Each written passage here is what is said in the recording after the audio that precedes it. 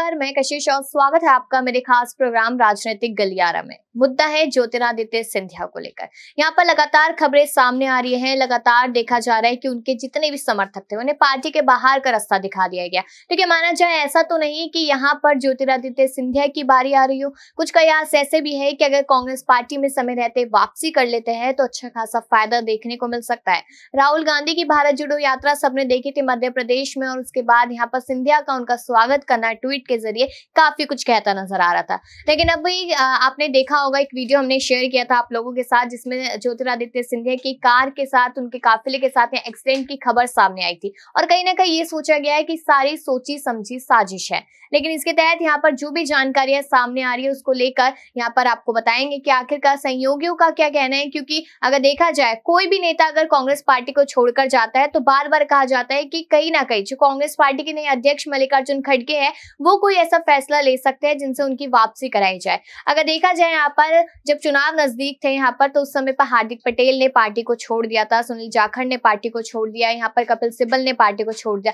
लेकिन कयासों का दौर ये कह रहा है कि यहाँ पर शायद उन नेताओं की वापसी हो सकती है। भले ही हार्दिक पटेल की वापसी ना हो, लेकिन किसी ना किसी की वापसी मल्लिकार्जुन खड़गे यहाँ जरूर कराएंगे। तो यहाँ पर मेरे सहयोगी भी मेरे साथ मौजूद है, उनसे सवाल यहाँ पर मल्लिकार्जुन खड़गे को लेकर करेंगे, उनकी अध्यक्षता पर कि आखिरकार क्या फैसला वो ले सकते हैं कि क्या ज्योतिरादित्य सिंधिया की वापसी होगी तो किन शर्तों पर होगी, और होगी भी या नहीं होगी। दीपक से सवाल रहेगा सीधा। यहाँ पर जिस तरीके से मैंने दर्शकों को जानकारी दी, कयास ये लगाया जाता है कि मल्लिकार्जुन खड़गे कोई ना कोई बड़ा फैसला ले सकते हैं, क्योंकि पायलट और गहलोत के बीच में जिस तरीके से गर्मागर्मी चल रही है उसको लेकर। लेकिन सिंधिया की वापसी को लेकर जो लगातार यहाँ पर सवाल खड़े हो रहे हैं उसको लेकर क्या कहेंगे? देखिए, इस वक्त सिंधिया को लेकर सवालात मध्य प्रदेश के चुनाव से 1 साल पहले शुरू हुए, तो ये सबसे खास बात रह सकती है कि मध्य प्रदेश के चुनाव में 6 महीने कम समय था। जब गुजरात चुनाव में हार्दिक पटेल ने इस्तीफा दिया था तो वहां पर सरकार बन नहीं पाई। कांग्रेस जो अच्छी खासी स्थिति में थी वो भी स्थिति खो दी। लेकिन इन सब के बाद चर्चा इस बात की हो रही है कि सिंधिया की वापसी होनी चाहिए या नहीं होनी चाहिए, या बीजेपी उनके लिए क्या सोच रही है। तो भारतीय जनता पार्टी की सोच इस समय साफ नजर आ रहा है कि कैबिनेट पदों के लिए उनको रखेंगे, क्योंकि सांसदों के तौर पर भी उनकी गिनती की जा सकती है। आगे आने वाले समय में लोकसभा चुनाव नजदीक आ रहे हैं। किसी ने कहा था कि सीएम नहीं बल्कि उनको पीएम चेहरा बनाया जाएगा, या फिर अगर सीएम चेहरा बनते हैं, क्योंकि कई सारे बीजेपी में ऐसे नेता हैं जिनका चुनावी समय अगर देखा जाए तो आखिरी समय चल रहा है, आखिरी साल कुछ यहाँ पर 5 साल रहेंगे, उसमें शिवराज भी गिनती में आते हैं। इसलिए उनको जो कैबिनेट की बड़ी बैठकें थी उनमें से यहाँ पर हटाया गया और उनसे हटाकर उनको सिर्फ सीएम पद पर ही ध्यान लगाने को कहा गया। तमाम काम वो कर रहे हैं और इन सबको लेकर चर्चा जारी है। तो सिंधिया का नाम इसीलिए कैबिनेट में साथ साथ यहाँ पर पीएम पद के लिए भी आगे आ रहा है। लेकिन बात खड़गे की आ रही है, तो मल्लिकार्जुन खड़गे तो अभी तक देखा जाए उनको 2 से 3 महीना होने वाला है यहाँ पर अध्यक्ष बने हुए, लेकिन अभी तक वो पायलट गहलोत पर ही कोई फैसला नहीं कर पाए। तो सिंधिया तो दूर की बात है, क्योंकि सिंधिया एक बहुत पुराना मसला है और उन्होंने सरकार गिराई थी, कांग्रेस की और बीजेपी की सरकार बनाई थी। पायलट भी वही काम करने वाले थे लेकिन बच गए। तो इस वजह से सवालात यहां पर अध्यक्ष खड़गे की भूमिकाओं को लेकर लग रहे हैं कि खड़गे क्या कोई फैसला ले भी पाएंगे या नहीं ले पाएंगे, या फिर इन सब मुद्दों को टालते नजर आएंगे। क्योंकि जब मध्य प्रदेश में प्रचार करने जाएंगे तो उनके अपने ही उनके खिलाफ खड़े होंगे। जो कभी कांग्रेस में थे 2018 के समय वो उनके खिलाफ होंगे। तो उन चुनौतियों का सामना कैसे करेंगे, खड़गे के लिए मुश्किल भरा हो जाएगा। क्योंकि यहाँ पर अगर देखा जाए जब मल्लिकार्जुन खड़गे को यहाँ चुना जा रहा था तो कहा जा रहा था कि भले ही वो अध्यक्ष बन जाए लेकिन यहाँ पर वो एक रिमोट कंट्रोल की तरह नजर आएंगे। यहाँ पर कहीं ना कहीं वो राहुल गांधी और सोनिया गांधी की ही सुनते और मानते नजर आएंगे, इस तरीके की बात की गई थी। अबरार से भी कुछ इसी तरीके के सवाल यहाँ पर रहेंगे ज्योतिरादित्य सिंधिया को लेकर। देखा जाए तो राहुल गांधी इस वक्त हर एक युवा चेहरे को अपनी तरफ खींचने की कोशिश करे। कन्हैया कुमार को भी कहीं ना कहीं उन्होंने जिम्मेदारी देने की बात कही है। तो यहाँ पर ज्योतिरादित्य सिंधिया एक समय पर उनके काफी ज्यादा क्लोज थे। तो देखा जाए कि अभी अगले साल चुनाव है, तो क्या उससे पहले कोई ऐसा बड़ा खेला कर सकते हैं राहुल गांधी जिससे सिंधिया की वापसी कांग्रेस में हो? देखिए, दरअसल इस समय कांग्रेस पार्टी एक बड़े बदलाव से गुजर रही है और इसी की वजह से लगातार कहने के अध्यक्ष पद पर भी बदलाव हुए और साथ ही कई ऐसे अहम फैसले आप कह सकते हैं कि कांग्रेस पार्टी के भीतर नए तौर पर देखने को मिल रहे हैं। तो ये सारी चीज़ें कहीं ना कहीं एक बदलाव की तरफ कदम बढ़ा रही है। और जहाँ तक ज्योतिरादित्य सिंधिया की पार्टी में वापसी को लेकर के सवाल है, तो ज्योतिरादित्य सिंधिया ज़रूर कह सकते हैं कि इस तरीके के फैसले के बारे में सोच सकते हैं, क्योंकि अगर भारत जोड़ो यात्रा मध्य प्रदेश में जब गई थी और उस समय उन्होंने जिस तरीके से स्वागत किया था, उसके बाद लगातार इस तरीके के कयास आराइयों का जो दौर था वो शुरू हो गया था और कहा जा रहा था कि दरअसल राहुल गांधी कहीं ना कहीं इस विषय में गंभीर चिंतन मंथन कर उनकी पार्टी में वापसी को लेकर कोई ना कोई बड़ा फैसला ले सकते हैं। लेकिन फिलहाल देखा जाए तो उस तरीके के संकेत खुद ज्योतिरादित्य सिंधिया की तरफ से नहीं दिए गए हैं, क्योंकि भारतीय जनता पार्टी में उन्हें जो पद दिया गया इस समय केंद्रीय उड्डयन मंत्रालय उनको सौंपा गया है, तो जाहिर सी बात है कि वो मान सम्मान उनको मिल रहा है बीजेपी में, और इसी वजह से फिलहाल वो अभी इस बारे में सोच नहीं रहे। लेकिन हो सकता है कि 24 लोकसभा चुनाव से पहले इस तरीके का फेरबदल जो है मध्य प्रदेश पीएम बनने के भी सपने यहाँ पर देखने की बात की जा रही है, और लोगों का भी कहना है कि वो पीएम बनने लायक है पूरी तरीके से।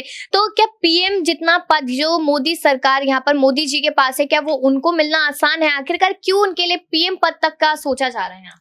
देखिए, युवा चेहरे होने की वजह से कहीं ना कहीं जो इस तरीके के दावे लगातार उनके चाहने वाले, उनके जो समर्थक है उनके द्वारा कहे जा रहे हैं, क्योंकि ज्योतिरादित्य सिंधिया ने अपने ही बदौलत आप कह सकते हैं कि मध्य प्रदेश में कांग्रेस पार्टी को जिताया था, लेकिन जब उन्हें मुख्यमंत्री नहीं बनाया गया तब उसके बाद उन्होंने पार्टी से बगावत की थी, और आखिरकार जो है कमलनाथ जो है अपने मुख्यमंत्री पद को संभालते नजर आए थे। तो ये सारी चीज़ें कह सकते हैं कि एक बड़े बदलाव के तौर पर देखी गई थी, और हो सकता है कि ज्योतिरादित्य सिंधिया को लेकर की जो तमाम बातें कही जा रही है वो सच भी हो सकती है। तो यहाँ पर ये सारी बातें अभी कयासों के तौर पर ही देखी जा रही है, क्योंकि सवाल अभी भी बने हुए ज्योतिरादित्य सिंधिया को लेकर। और भी सवाल यहाँ पर करेंगे अपने साथियों के साथ। यहाँ पर कपिल भी मेरे साथ है, उनसे भी जानेंगे कि मध्य प्रदेश में अगर देखा जाए तो शिवराज सिंह चौहान ने साफ तौर पे कह दिया है कि सीएम पद तो अभी मैं नहीं छोड़ूंगा, और देखा जाए अगले साल चुनाव है। यहाँ पर सिंधिया का नाम लगातार सुर्खियों में कि उन्हें ही मुख्यमंत्री बनाया जाए। तो क्या लगता है कि अगर सिंधिया को ये मौका नहीं मिला तो क्या कुछ वो कदम उठा सकते? देखिए, जहां तक मुझे लगता है कि सिंधिया को फिलहाल जो है मुख्यमंत्री के तौर पर